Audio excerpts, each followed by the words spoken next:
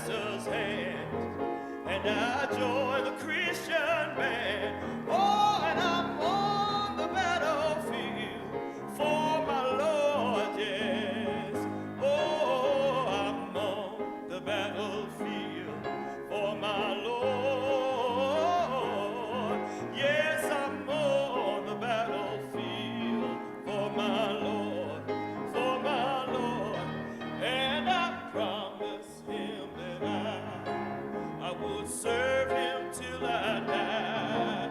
And I'm on the battlefield for my Lord, yes. Oh, I'm on the battlefield for my Lord. Yes, I am on the battlefield for my Lord, yes. Oh, yes, and I promise him that I promise him that I promise him that I will serve him until I die. And I'm on the battlefield for my Lord.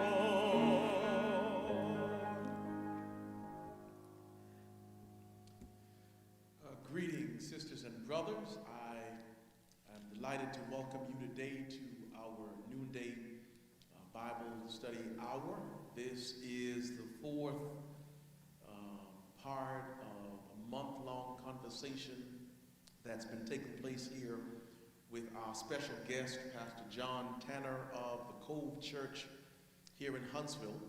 And we've been trying to face this hour, trying to summon moral courage in this hour to deal with what's taking place in America, right? This racial awakening and reckoning around a matter that is as old as the nation's founding, and I want to thank you, John, for your willingness to be a part of the dialogue and to risk all the vulnerability I think that we've been able to share over these 4 weeks, but then also in the conversations that we've had before now.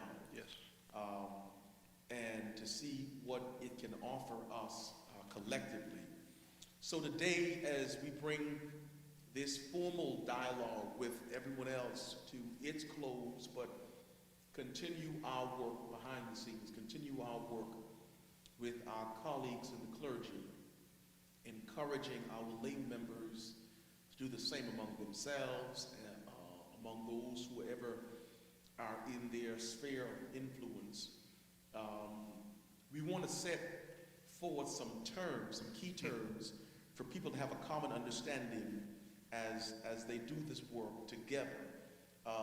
And so that's really what we want to dialogue about today, a common understanding. Because as we've been working on a statement together for our clergy colleagues, it's become obvious that there's a lack of clarity and mutual understanding around what certain things mean. So we're going to advance that dialogue. We're also going to offer some recommended reading for people who really want to go deeper into the subject matter and who want to become a bit more informed. That's one of the things we realized is important and necessary if we're going to have any traction in the conversation. And then we're just going to think, together about where we go, So as a way of framing our conversation, I mean, we're responding to this ongoing issue, and then we have what happened in Kenosha on Sunday. Another recording of an unarmed black man being shot. The outcome is a bit different. He's still alive, but he's paralyzed. The shooting taking place in front of children being in the vehicle, that kind of thing. And so you see the racial flashpoint again in a southeastern city in Wisconsin. And it has trickled into other cities. Interestingly enough, John, having lived in southeastern Wisconsin, Milwaukee, little is known about how much black people suffer in Wisconsin. In the southeastern corridor of the state in particular, where they are heavily concentrated. In Milwaukee County, where I live and pastored for 9.25 years, if you're a black man in your 30s or 40s, 1 out of 2 of them would have been incarcerated in his lifetime. The zip code I pastored, 53206, every Tuesday, someone being released into that community without the social safety net to prevent recidivism. You have intergenerational poverty, you've got gun violence, you've got food deserts, or as my colleague Willie Francois in New Jersey says, it's not really a food desert because deserts are a natural phenomenon, right? You got these zones where there's not adequate grocery stores or produce to sustain people's health, no healthcare facilities, so they've become essentially police states, these zones where they are heavily policed without the resources to do it. When you think about the national average for black male incarceration, somewhere about 6.5, 6.7%, Wisconsin is twice the national average of black male incarceration at 13%. In the 1960s, it led the nation black male employment 16 to 64. In the 2010 census, it was at the bottom. And as that rate declined, the incarceration rate just exploded exponentially. And so what you see taking place now in Kenosha, right next door to Racine and these other smaller towns and Milwaukee, has been in the making a long time. And it's causing me to wonder. I've been reflecting these past days, John, this question: when will the nation wake up? When will it be sufficient for America to see that this is a problem? And I ask it because if the protest erupts and there are provocateurs and people who take the protest to a place of property damage, the whole thing is dismissed and condemned. If it's peaceful, it's simply dismissed, right? Right. And it's like, what is it gonna take for the nation to say, this really is a problem? You know, people will point to Martin King, but we got to remember Martin King was martyred, right? He was a nonviolent prophet who still ends in death. And I think that there are people for whom despair is setting in, fatalism, nihilism, and they're thinking, well, what's the use of trying to access the systems of justice if they continue to miscarry justice? And so I'm talking as a way of framing the conversation, Yeah. but I think on the hearts of so many people, they are really wondering, what's it gonna take for the nation to wake up? And then if we put it more pointedly into the dialogue, when will the tragedy of the black community become a matter of urgency for the white community? Yeah, it's a good question. I hope all these, both the political polarization, the sociological trends, as well as the racial issues that are such a big part of that, and then the vitriolic debate on the best way forward to solve the problems. that we have right now, I hope that it doesn't have to get a lot worse, Yeah. before that wake-up call or before we can come together on the solution side, because it would be real tragic if it continues to spiral down until our cities, in particular, are, just war zones.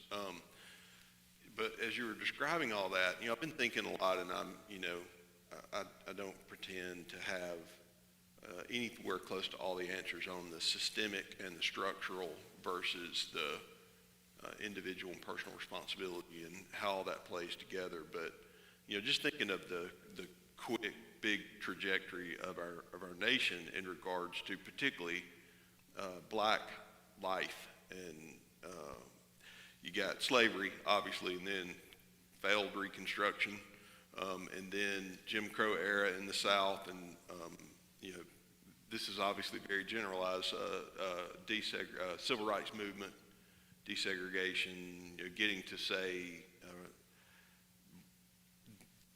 1965, and most of the laws that were just very blatantly racist codified law had been overturned by then. And from that standpoint, from then to now, we've had the welfare, war on poverty, and then just some things there that worked and didn't work, and unintended consequences, and then the war followed closely on the heels, war on drugs. Yeah. And none of that, neither of those, one more of a Democratic, one more of a, I guess, a Republican initiative, but finding, some across the aisle support in both cases, but that all of that served over a period of time to undermine the black family. But on the conservative side right now, that's where a lot of folks want to go. What about the family? What about the family? And, I've tried to understand more and more about how it all works together. And so mass incarceration, for instance, and the breakdown of the black family, and also just some of the, issues with drugs and crime in our cities and black on black crime and all those things. It's complicated. I mean, it's a lot. So I guess I hope that it won't take much more violence and much more deterioration, in certain, to have, to come to a place where we can come together for solutions. But I'd be interested in hearing maybe and I'm going to do some of that as we go today with these terms. Yeah. It's like play devil's advocate a little bit to try to represent, the, I guess, more conservative or the typical kind of white evangelical perspective on things, for folks that might not be, as we've been talking about, well-read on these things, and maybe just flat disagree. Maybe they are well-read and they look at certain data and they disagree. But I would just ask you, why do you think that is? Just go back to Milwaukee and go back to maybe Wisconsin. You say the crime is so, or these statistics and those issues of poverty and crime and all those things are so much worse there than other parts. I'd be interested in your perspective. Why do you think that is? How do you improve that? Yeah, I think you have a host of issues, right? You have a confluence of several social pathologies that create the perfect storm. One in particular, if you keep Milwaukee at the center, you've got hypersegregation that is decades old. Right. That creates this separation and clear marks of division. That's one of it. Another part happened when the state ran the interstate through the heart of the business section of the black community, right? Through eminent domain. And the city, that part of the city never recovered from losing all of those businesses right in the heart of the city. And it's hard for people not to see it as being intentional, right? It's hard not to see it. Even if it wasn't, it's hard not to perceive it as having some attempt to break the base of economic support Right. and survivability in the black part of town.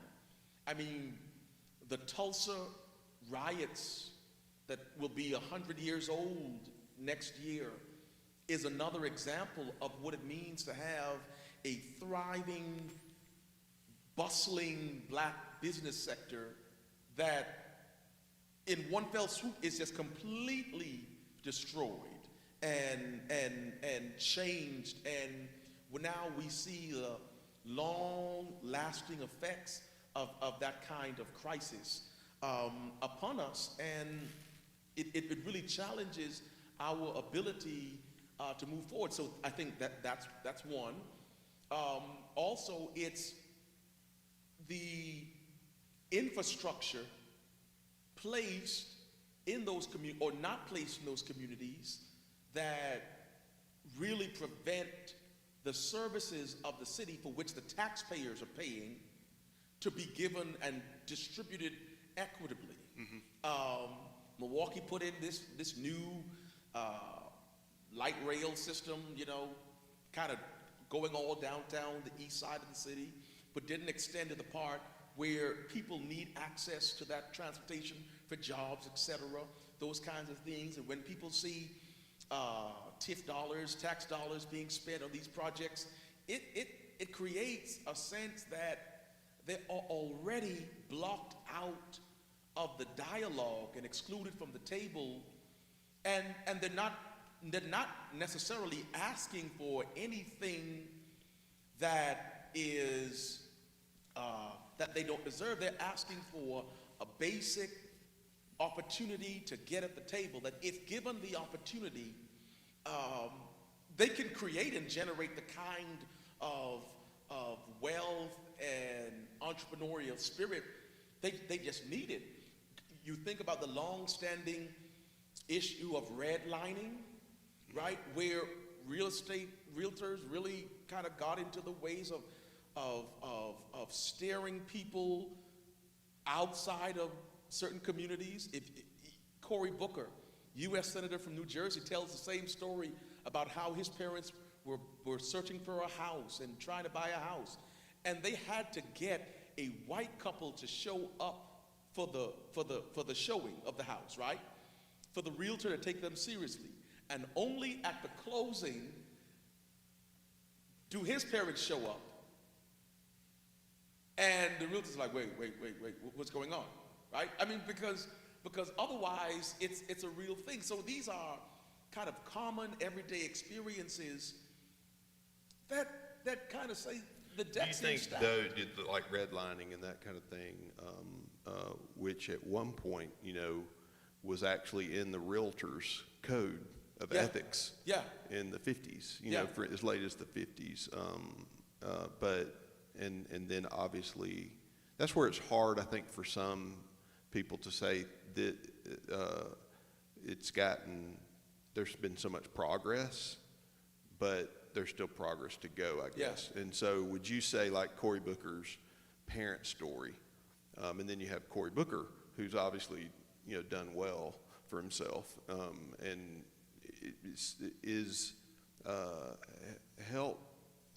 help maybe us understand your perspective on how those kinds of things still have the impact that they did, say, in Cory Booker's parents' generation, that those things still have impact today.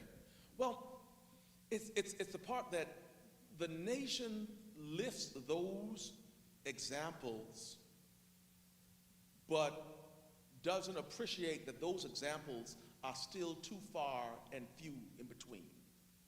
That they're not the norm, right? They are success stories of weeds, of flowers growing through concrete. Great. But if we didn't have the concrete, how many more flowers could grow? If you think about Huntsville, you think about what Pastor Johnson at St. Luke has been sharing with us frequently around the citation rates from the police department in our city on the north side being incredibly more than it is around the city, right? That it can't be because black folks on the north side are more prone toward whatever they're being cited for. It just can't be that way, because inherently there is no more bend toward any predilection in any race of people than there is in all people. And so you have to account for that in another kind of way.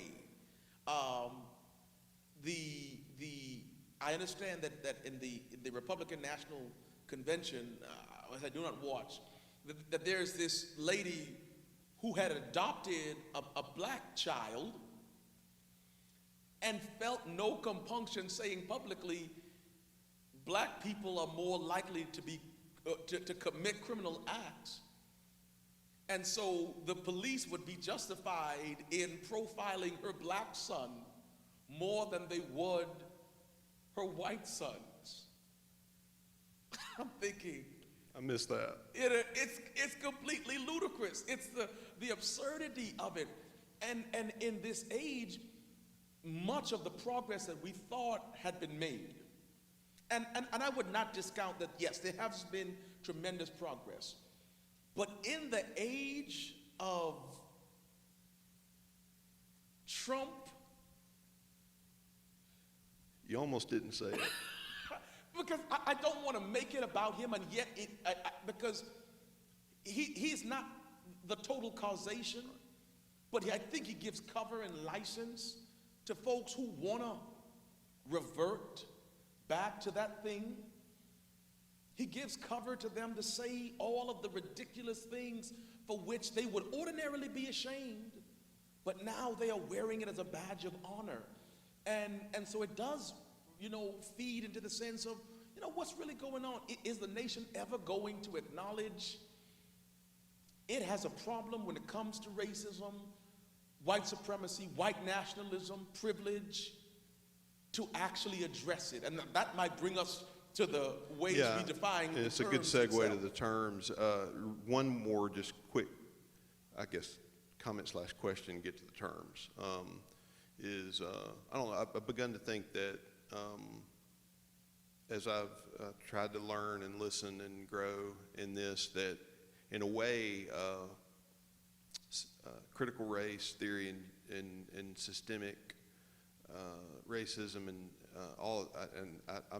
there's certain aspects of critical race theory that I find problematic, just because basically it's everything is all power, and power is huge, issue, but it's not the only, issue of in play. I won't get sidetracked into that, although it's a term.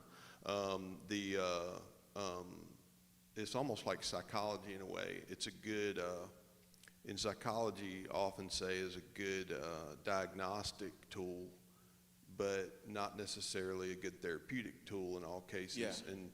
And so one of the things I'm really struggling with right now is thinking about, even as we come to a conclusion of our work with the statement, which has been hard and holy work. Yeah. And not everyone's going to like the statement. And for some, it's not enough, and for others, it goes too far.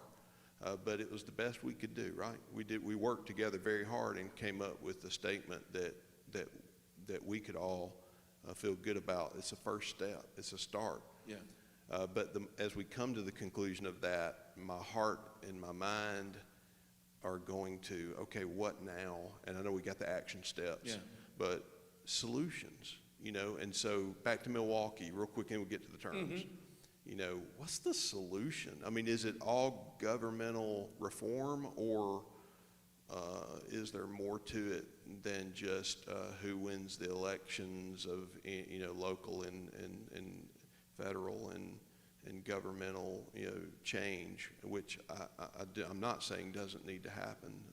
I'm just I'm asking you as my brother, for your own, the community you once served, what is the solution to the, we see the cause. I mean, I don't disagree about the cause, but what's the solution? So there are a couple of things that I think.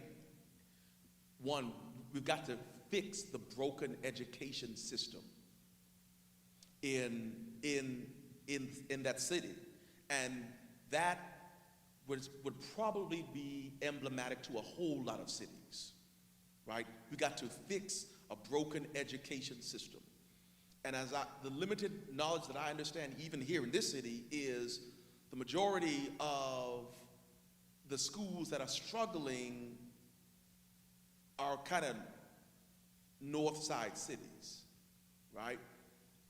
North side schools, which my folks, right?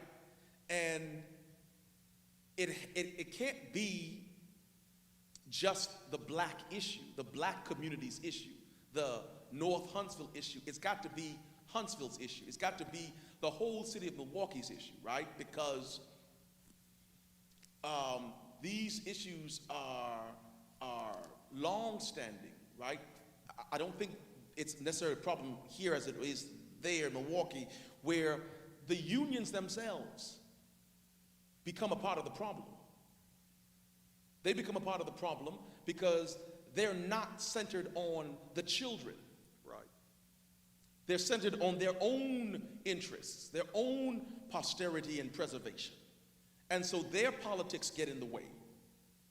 And when the politics of special interests really lock out what ought to be the primary focus, children being educated, being resourced with what they need, then we will deal with it. But then you got the additional issues of wraparound services.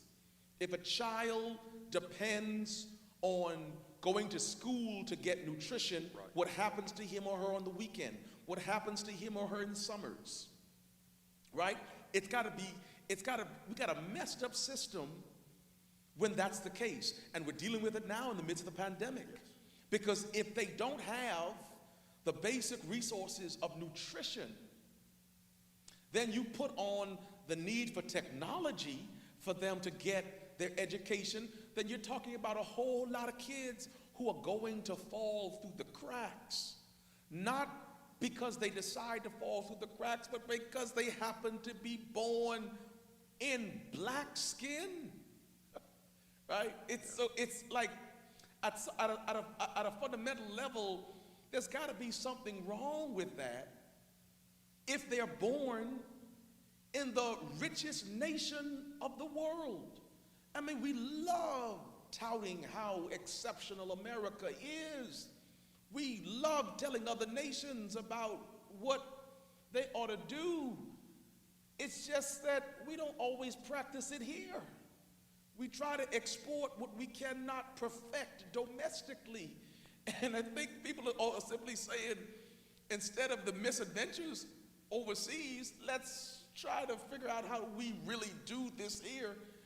If we're going to be serious about saying the nation needs to be reformed. So that's kind of some of my thoughts. You know, it's interesting, let's get to the terms, but it's interesting that some of my folks that I've been in dialogue with on the academic kind of erudite terminology and even the politically hot button, some of these terms really trigger folks, you know. Yeah. And so but they would actually, if they're kind-hearted and fair-minded and attempting to really live as a follower of Christ, many of them would be a lot more open to talk on that solution side than even how we label the diagnostic side of things. But anyway, that's just let's get to the terms. It's going to be fun. All right. So white supremacy. Let's work that up, because we've been dealing with that in our statement, and there have been people who have real issues with saying white supremacy, right? And acknowledging what it is, because many people believe white supremacy to be KKK. Right. Hoods and sheets and burning crosses, right? And all of the outlandish vitriol of that kind of putrid bigotry, right? But white supremacy is, the way I understand and define it is, white supremacy claims that whiteness has the first right to resources, right? That it has a first right of refusal of resources, and anything else takes second, third, fourth order to whiteness being primary in terms of claim to the resources, claim to the identity, claim to the heritage. That's the way, that's my working definition and understanding of it. What's it for you? Yeah, that's, I looked at several definitions, and most of them that I read cluster around something like this. The belief that white people are superior to those of all other races, especially the black race, and should therefore dominate society. That's a real common definition. And it's a little different than that, although I do absolutely agree that part of the struggle with that term is associating it with the worst forms of it, Yeah. which include violence and Yeah. terror. Yeah. You know, more of a terroristic expression of white supremacy, with KKK or neo-Nazi, counter-protesters, who come to break up a protest violently with hate language. Neo-Nazis or former KKK. It's that's like the extreme of white supremacy. But yeah, to me, what you just described is right on that border between what I would call white supremacy, which is very much an ideology. Now, I do think that ideology exists in lots more subtle ways. Yeah, yeah. And more that spilling over into that idea of white privilege, which is advantages, that you have and that's first in line kind of stuff. The advantages that you might have that you might not even be consciously aware that you have if you're a white person in the U.S., for instance, and grew up. White supremacy, like in our statement, we name that, and I totally agree that we should band together to denounce white supremacy in all its forms, in no uncertain terms, whether those forms be the more violent forms of that or the more subtle forms. And interesting, I do think white supremacy was the default worldview for much of the 19th and 20th centuries in the Western world. Yeah. I mean, literally, Rudyard Kipling and the white man's burden and imperialism, it was like, we need to take over the world because it's going to help all the other races. But I mean, there's an assumption of white supremacy underneath a lot of the expansion of the Western world. And it was literally written. I mean, it was assumed and spoken of with no shame. Yeah. We look back at that now and we're like, people said that? They said these things? It is part of our heritage. In all of Western culture, including maybe especially in the U.S. But now, I guess, right now, maybe it's overused, I think. In my view, it's like white supremacy has become this kind of blanket term that is used so liberally, I guess, that some people are going to be offended by it no matter what. I mean, they're just going to be offended by any term like that or any insinuation that they might have any vestige of racism in our culture and our society or in them personally. But if I would say one thing about that, and along with some other terms, is I think white supremacy is not KKK, but white supremacy is an ideology And there are some that still hold that ideology, and all of us have been affected by that ideology in subtle ways that we might not be aware of, but it gets thrown around a lot now in a way that I think in some cases is not helpful. But yeah, but see, I think that's the I'm just being part- honest. Yeah, that's the part I think because I understand how loaded those terms are. And whenever they are invoked, there is this freezing of the conversation. And yet, for the people who are the victims of white supremacy,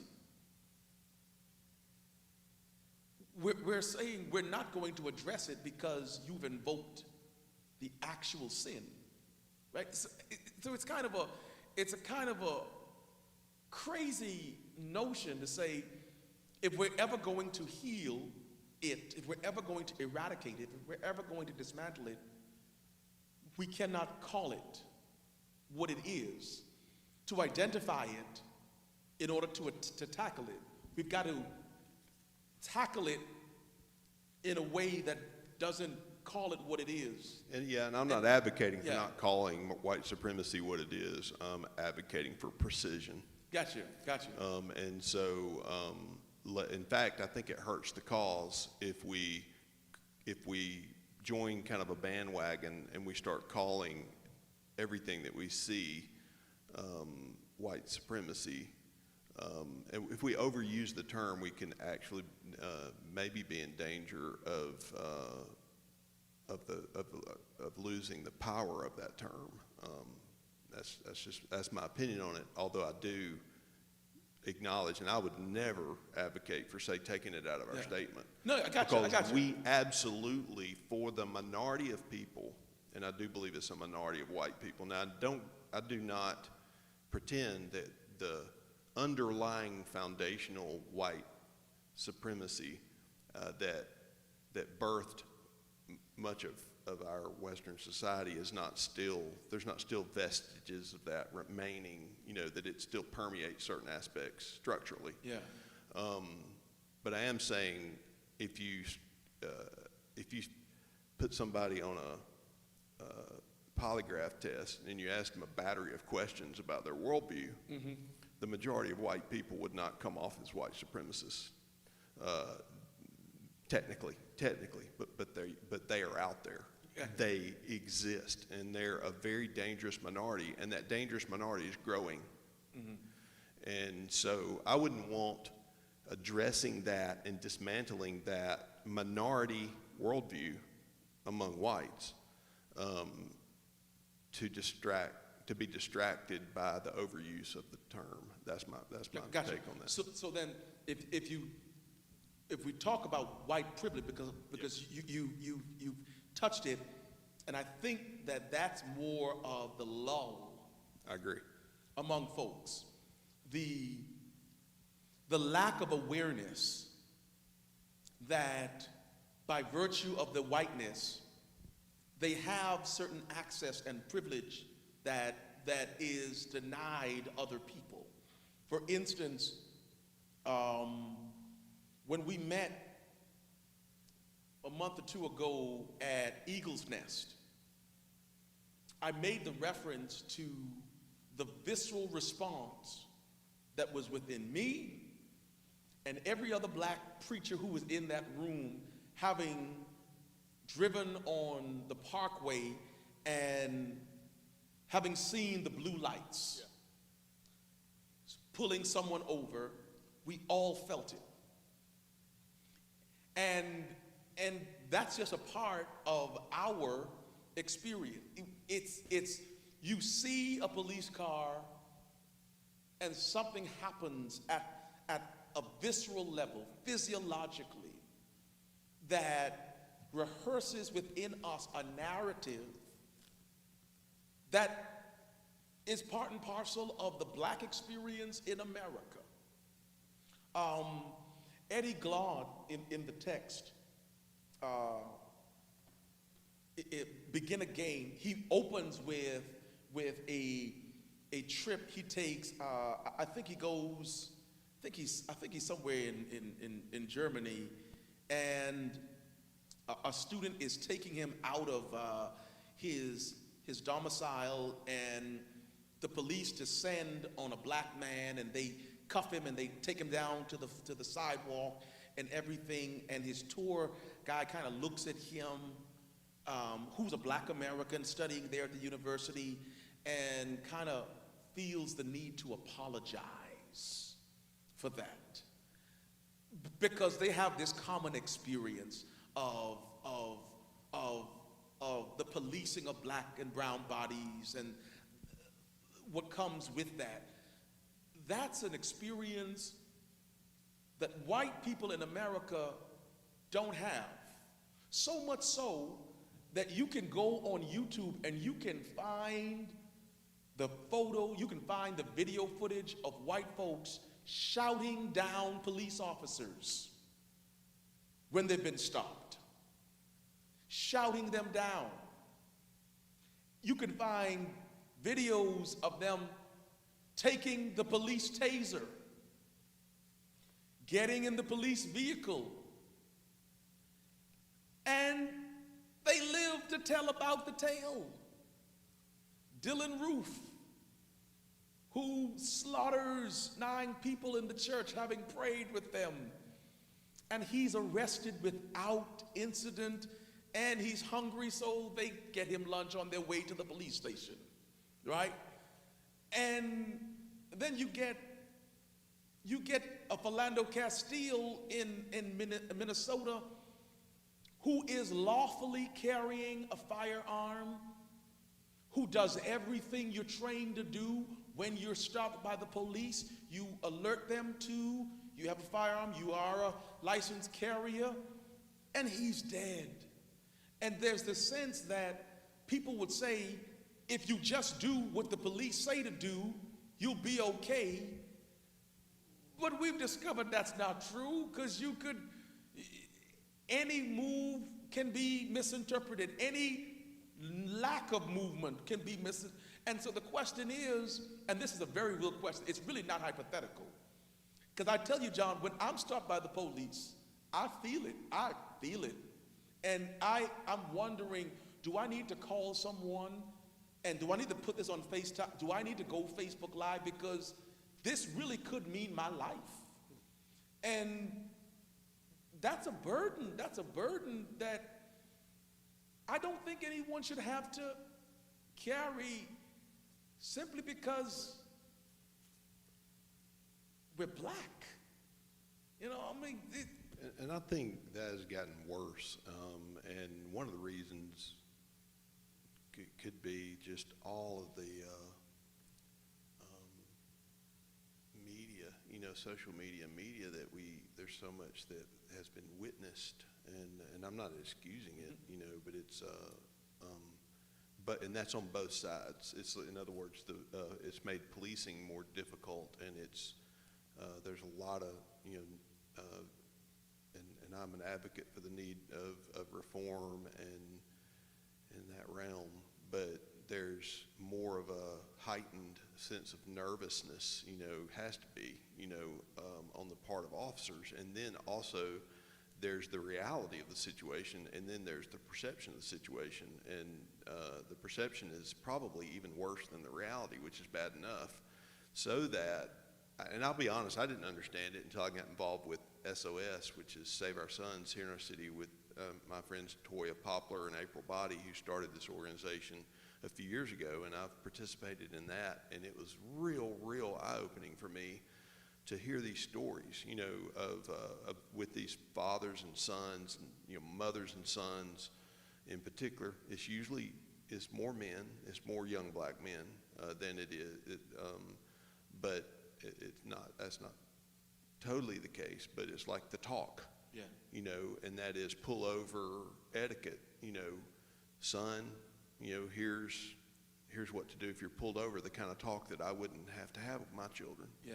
And just not reading about that, but actually hearing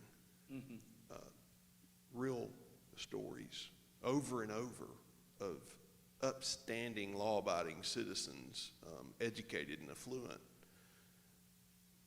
that members of our own community in Huntsville that we like to think is different than maybe some other communities in certain ways, regarding these types of issues. That the talk has to happen. Yeah. It breaks my heart, Yeah.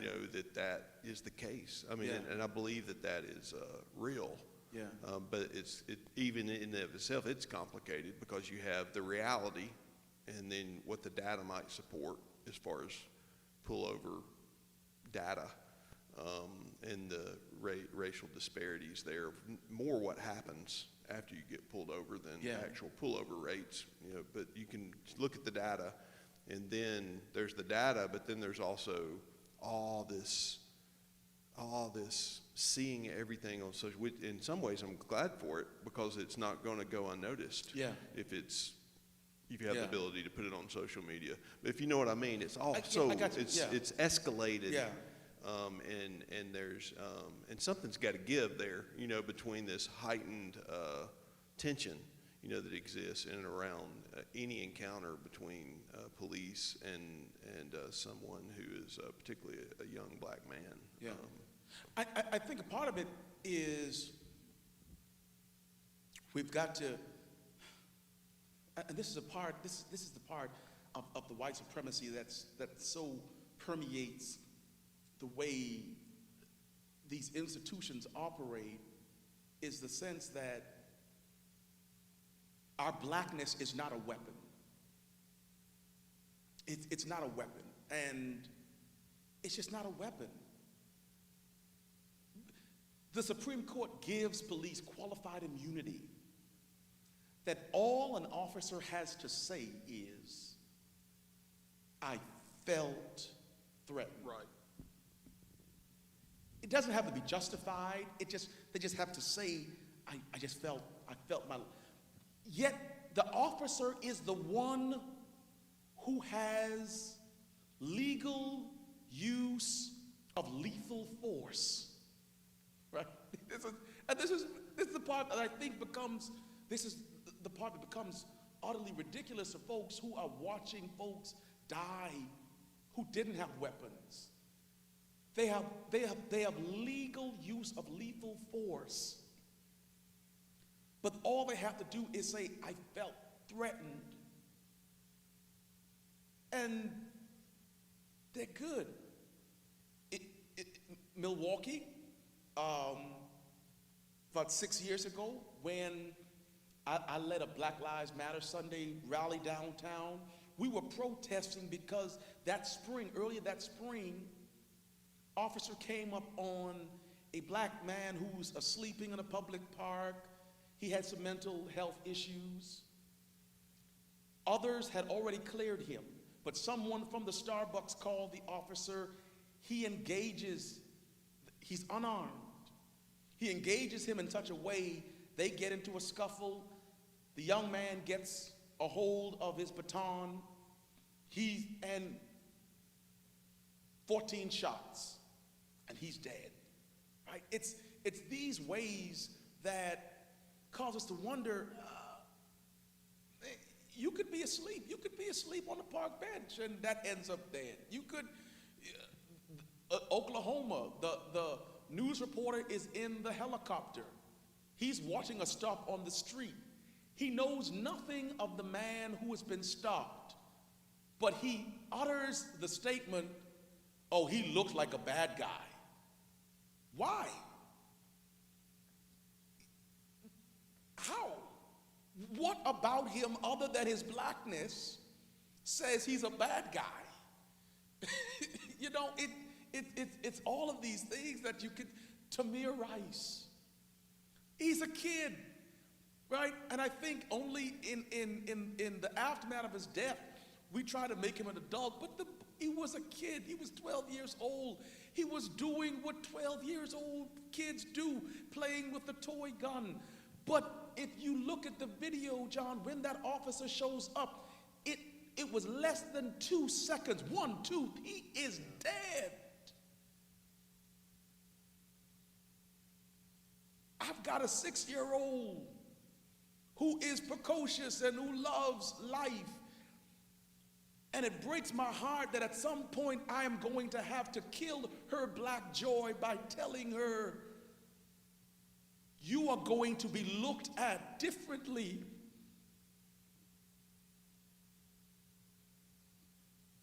because of the color of your skin. I'm going to have to at some point to sit my son down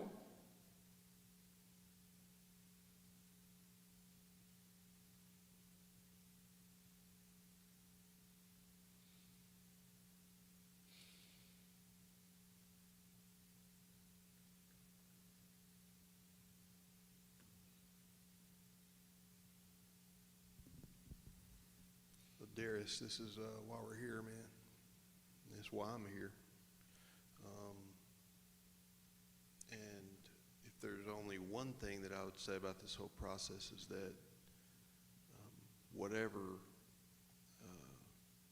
progress is going to be made, it's going to be when we sit with each other in the pain and learn to empathize more and listen more.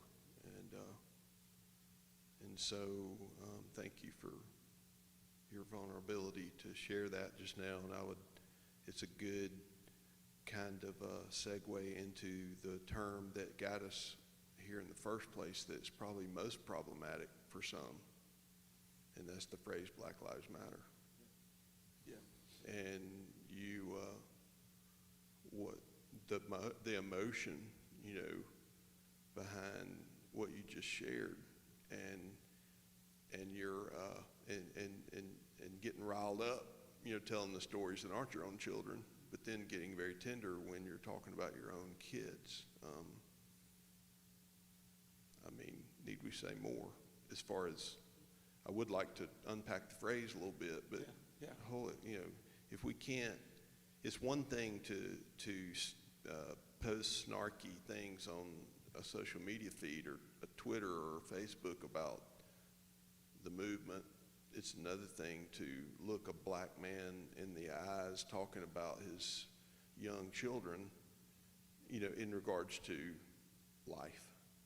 Very, an issue of life and people made in God's image. So let's talk about Black Lives Matter. The phrase, maybe what that means to you, and it's right here behind us, and why that's become such a politicized lightning rod. So after, interestingly enough, in I think it was 2013, July 2013,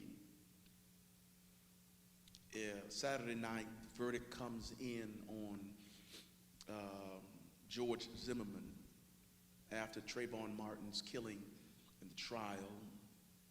He's not guilty. And the three black women for whom the hashtag came to be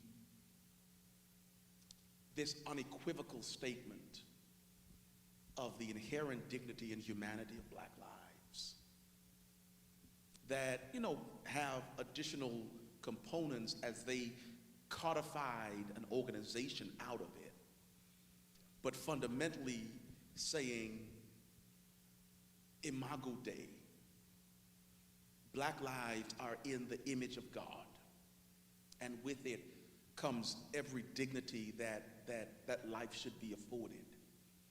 And as we have seen it reemerge since then, it's been doing that kind of theological declaration of the inherent worth of life, no different than the statement of the Memphis sanitation workers, I am a man, as they wore those billboards during the protest movement. The day after that verdict in 2003, I dedicated my daughter.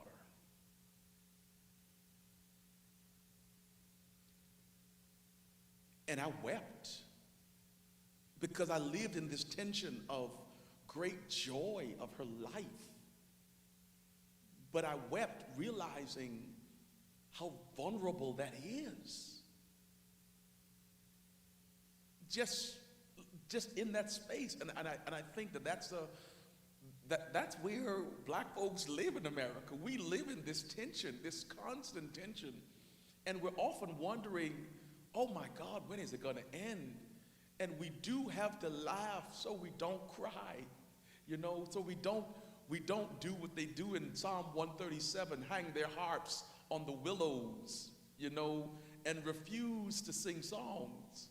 But I think fundamentally, the movement for Black Lives is simply saying our lives ought to be those same lives that's meant in the phrase, all men are created equal, right? And that's I think that is, for me, a powerful thing to say, that no one's life matters less. All of our lives matter equal. And in this moment, it's time to say unequivocally, black folks have dignity. Yeah. I tell you one thing that was really helpful for me, because I do think it's so important to be able to say that boldly, as J.D. Greer, who's the Southern Baptist president of the Southern Baptist Convention, said, it's time that we be able to say that boldly as a gospel issue.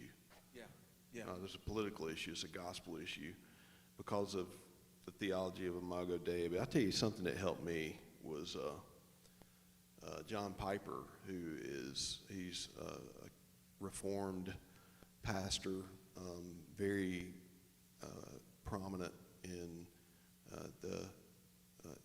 that particular sector of the evangelical church. And I come from more Arminian Wesleyan perspective, but I really appreciate his the stringency of his theological commitment and very high view of Scripture and high view of God.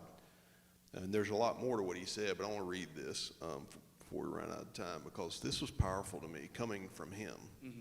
And this was actually 4 or 5 years ago. I think it was 2016.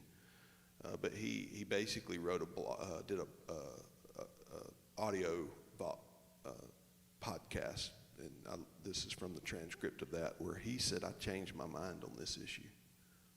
And he did it sitting like this with another brother that he respected, that was a colleague, that was a very